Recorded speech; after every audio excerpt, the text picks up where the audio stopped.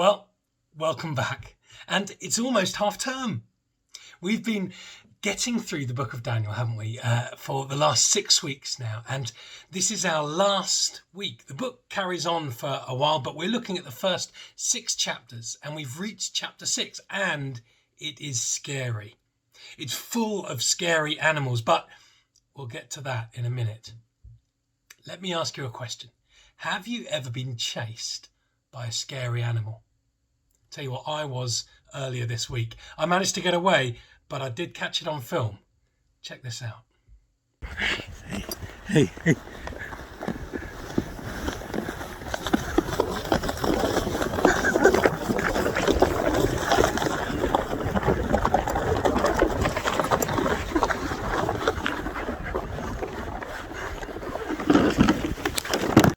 Okay. He's not a very scary animal, really. Although, what about...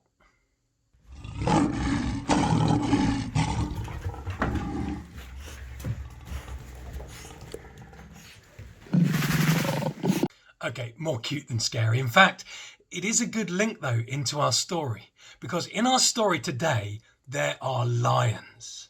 And the lions are all, Dan! I'm sorry I was late. I was getting dressed. Tyler, where are you? I've got a joke for you.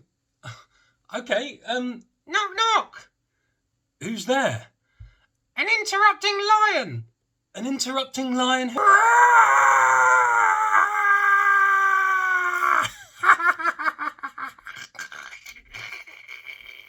Oh, Tyler, you scared me. Yes, well, us lions will do that. True. I mean, they certainly did in the story of Daniel in chapter 6. Shall we find out now you're here what happened? Yes, I'd like to see it. I got dressed up and everything. Okay, well, check this out. This is Daniel. Oh, hey! Who was a Jewish man who was taken to Babylon when he was very young. Yeah. Daniel loved God and followed God's rules. He talked to God 3 times a day and asked God for help often. Daniel served in the Babylonian king's court for many years. Yeah, I know him. And under many kings. Hey, Daniel. Daniel always proved himself to be more capable than all the other court officials. Thanks. Well, anytime. Daniel was serving under King Darius, and because of his great abilities, the king made plans to place him in charge of the entire empire. Wow, okay. The other court officials searched for some fault in Daniel, but they couldn't find anything wrong with him. He was faithful, responsible, and completely trustworthy.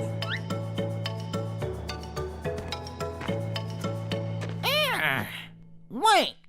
The court officials realized the only way to get at Daniel would be to challenge his faith. Come on. So they went to King Darius Excuse me, Your Majesty. and advised him to make a law that for the next 30 days, any person who prays to anyone except King Darius will be thrown into the lion's den. I like it. King Darius signed this law, and once a Babylonian king signed a law, it could not be overruled. When Daniel learned of this law, he went home and knelt down, as he always did, to pray in his room with the windows open towards Jerusalem. He prayed 3 times a day, just as he always had done, giving thanks to God and asking for his help. The officials went to Daniel's house and found him praying. Gotcha. They went to the king and reminded him of the law. I remember. Well... Then they said that Daniel had been found praying to God 3 times a day. What? When the king heard this, he was very upset, Get over here. and he spent the whole day trying to think of a way to save Daniel. Wait, what? By that evening, the court officials came back to the king and reminded him that no law signed by the Babylonian king could be overruled. So at last, the king gave orders for Daniel to be thrown into the lion's den. The king said to him, "May your God, who you serve faithfully, rescue you." Then the lion's den was sealed shut with Daniel inside. The king spent the night fasting and couldn't sleep. Then very early in the morning, the king hurried to the lion's den. He called out, Hey, Daniel! "Was your God able to rescue you from the lions?" And Daniel answered, "Long live the king! My God sent his angel to shut the lions' mouths so that they would not hurt me, for I have been found innocent in his sight." The king was overjoyed and ordered that Daniel be taken out of the lion's den. Then the king ordered the men who had schemed against Daniel to be thrown into the lion's den as punishment. Daniel was safe. There was not a scratch on him, for he trusted in God.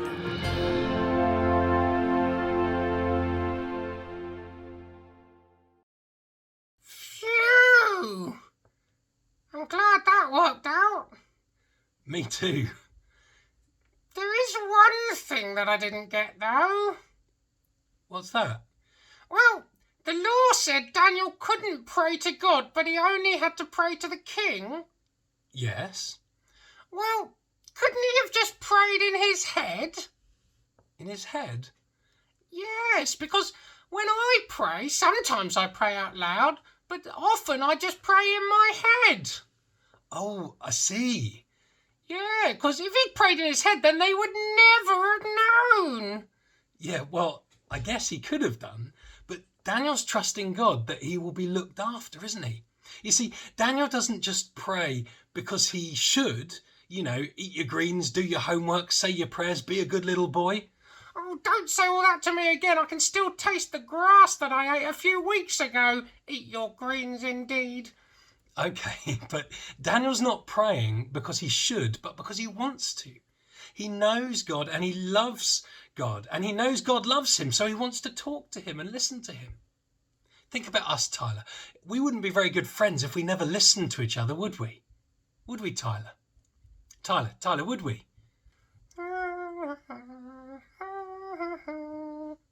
What?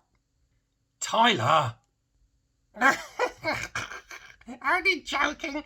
I get it, really. And Daniel and God were friends, so Daniel knew he wasn't going to stop talking and listening to God.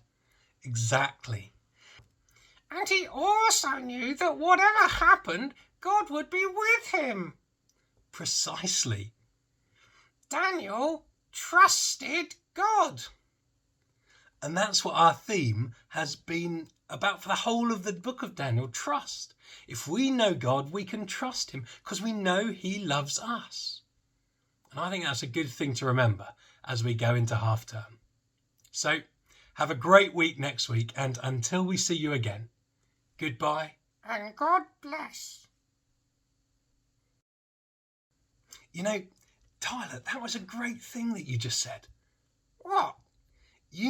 Explaining how Daniel trusted God and knew that whatever happened, God would be with him. It was really great. I couldn't have put it better myself. Well, you did put it like that. You wrote it. Well, yes, but I mean, you said it. Well, you said it. No, you said it. No, you said it in that funny voice. Well, you do know I'm a puppet, don't you? Well, yes, but I like to pretend for the kids, It's not for the kids, though, is it? I think you actually think I'm real sometimes. And then, I lie here face down on your desk most of the week, and then school assembly comes up and suddenly it's Tyler this, Tyler that, Tyler sing a song about Christmas, Tyler pretend you're Neo, and then you shove a load of grass in my mouth for laughs. It's not like I can do anything about it with these sticks on my arms and your hand up my t-shirt. And then you have the cheek to say...